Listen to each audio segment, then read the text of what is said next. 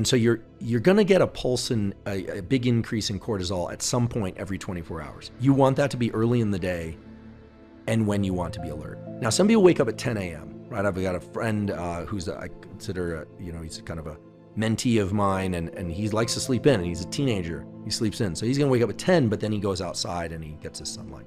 If you wake up at 5, again, if the sun isn't out, turn on as many bright lights as possible and then go outside once the sun is out. Why? Because early in the day, you need a lot of bright light in order to trigger this mechanism.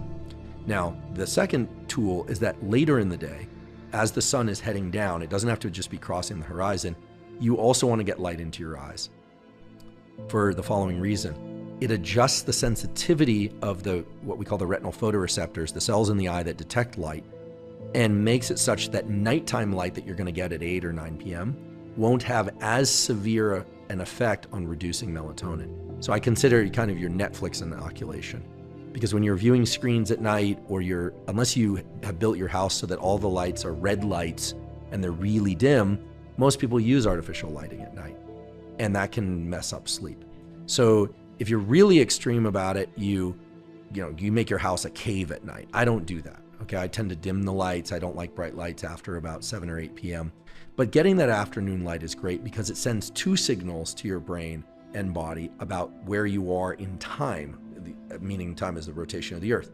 So you get your cortisol pulse early, melatonin comes on. People who start waking up late or super early and they spend all their time on their phone, it's not enough light to trigger these mechanisms early in the day. But at night, retinal sensitivity is such that if you are looking at your phone on full screen brightness, or you have a lot of artificial lights on, you're going to suppress melatonin and you start disrupting these mechanisms. So bright light early, bright light in the afternoon, minimize bright light exposure in the evening, all colors and flavors of light. It's not just blue light. This has got to be responsible for a lot of sleep issues. A ton of sleep issues. A lot of people have written to me. I would say thousands of people have written to me and said, I get morning sunlight every morning as best I can, 10 to 30 minutes, and my sleep issues are resolved. Now, some people do that and their sleep issues are not still resolved. I would say then you look to how late in the day are they ingesting caffeine? Do they have a kind of rumination issue? Are they eating enough?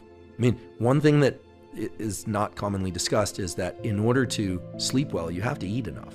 Not necessarily right before sleep. And nowadays there's a big movement towards don't eat within 2 hours of sleep. And I think it's generally a good idea. Sometimes I obey that, sometimes I don't.